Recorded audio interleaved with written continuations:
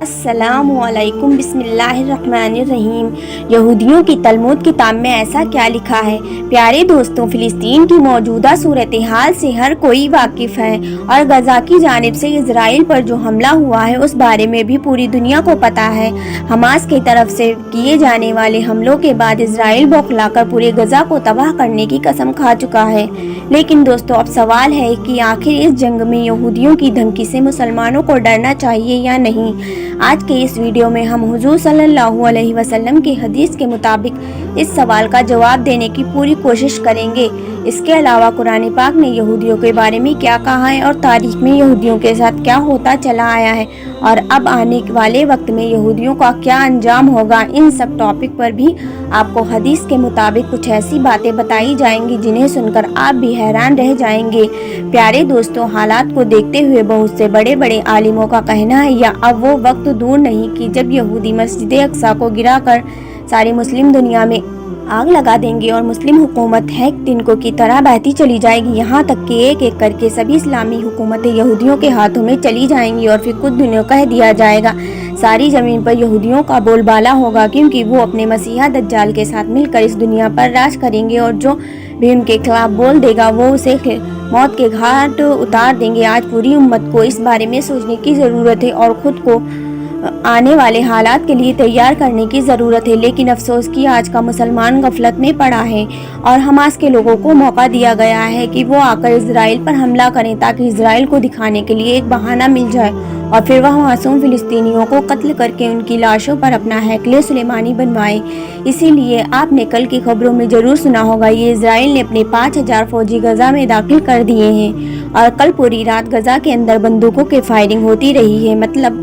ہزاروں فلسطینیوں کو بندوقوں کا نشانہ بنا کر موت کے گھاٹ اتار دیا گیا ہے۔ دنیا کے سارے مسلم دیش صرف بیٹھے تماشا دیکھ رہے ہیں، یہاں تک کہ کل دوپہر میں ایک فلسطینی عورت نے ترکی کے صدر طیب اردوغان سے یہ بات کہتے ہوئے دم توڑ دیا کہ اب ہم فلسطینیوں کو تم مسلمانوں سے کوئی امید نہیں، بلکہ اب تم ہمارے لیے دعائیں بھی مت کرو، ہم تو شہید ہو کر اللہ کے پاس چلے جائیں گے، لیکن تم سب مسلمانوں کے دل مردہ ہو چکے ہیں۔ اب تو حال یہ ہے کہ مسلمانوں کے سب سے مقدس دیش سعودی عرب کا بھی بادشاہ خاموش ہے اور اس نے خود امریکہ سے بات کر کے اپنے ملک میں یہ حکم جاری کر دیا ہے کہ کوئی بھی عالم ممبر فلسطینیوں کے حق میں بیان نہیں کر سکتا، جو بھی ایسا کرتا پکڑا جائے گا اسے سخت سزا دی جائے گی۔ تو دوستوں، اب آپ خود ہی ان اسلامی دیشوں کے گھٹیا حرکتیں دیکھ سکتے ہیں، یہ ایک طرف وہ خود خاموش ہیں اور دوسری طرف اپنی قوم کے لوگوں پر بھی پابندیاں لگا رہے ہیں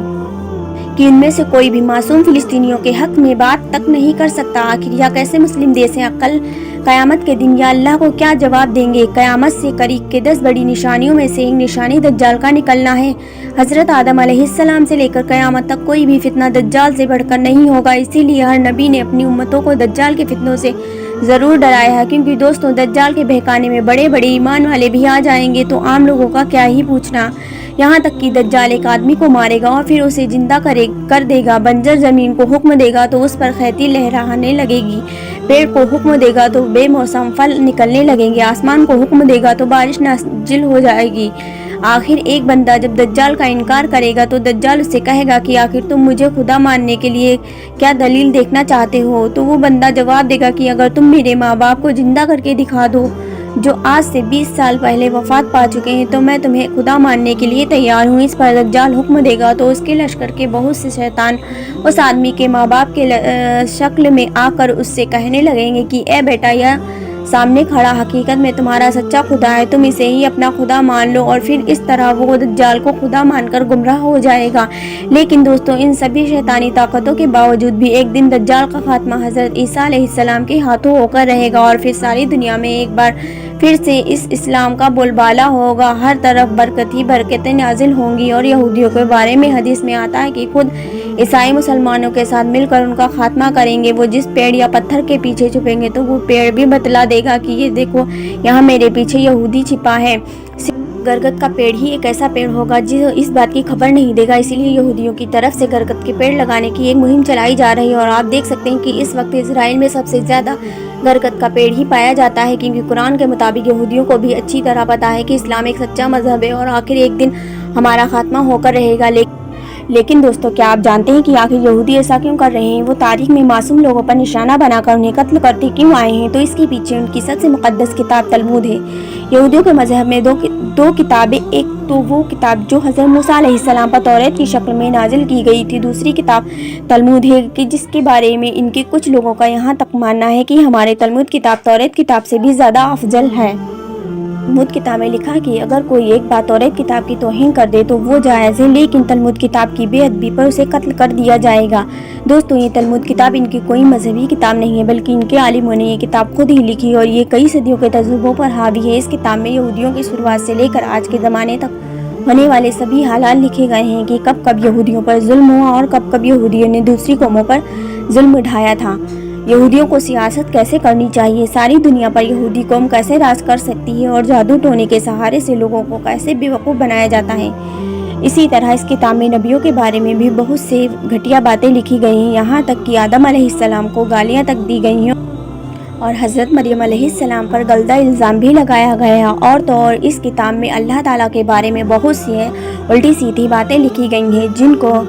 بیان کرتے ہوئے بھی ڈر لگتا ہے، لیکن آپ کی معلومات کی خاطر کچھ باتیں آپ کے سامنے بیان کرتی ہوں۔ اس کتاب میں لکھا ہے کہ اللہ تعالیٰ روزانہ 12 گھنٹے کام کرتے ہیں، جن میں سے 3 گھنٹے یہودیوں کی مقدس کتاب پڑھتے ہیں اور 6 گھنٹے ساری دنیا کی مخلوق کو رزق دیتے ہیں، پھر 3 گھنٹے سمندر کی مچھلیوں کے ساتھ کھیلتے ہیں۔ اس کتاب میں لکھا ہے کہ اللہ تعالیٰ کو سب سے زیادہ محبت یہودی قوم سے ہے اور یہودی قوم اللہ تعالیٰ کے بیٹے۔ اس میں لکھا ہے کہ اللہ تعالیٰ کی بھی اپنی ایک غلطی پر بہت زیادہ رونا آتا ہے۔ وہ غلطی یہ ہے کہ اللہ نے اپنے حکم سے یہودیوں کے کعبہ ہیکل سلیمانی کو ایک بادشاہ کے ذریعے گرا دیا تھا۔ اس کتاب میں لکھا ہے کہ اللہ تعالیٰ کو بھی اس بات کا اعتراف ہے کہ ہیکل سلیمانی گرانے کا حکم یہ میری غلطی تھی، اور اللہ تعالیٰ اپنی اس غلطی پر روزانہ کئی گھنٹے نعوذ باللہ روتے ہیں اور اپنے گالوں پر تماچے مارتے ہیں، اور کبھی کبھی اللہ تعالیٰ کی آنکھوں سے آنسوں کے کچھ قطرہ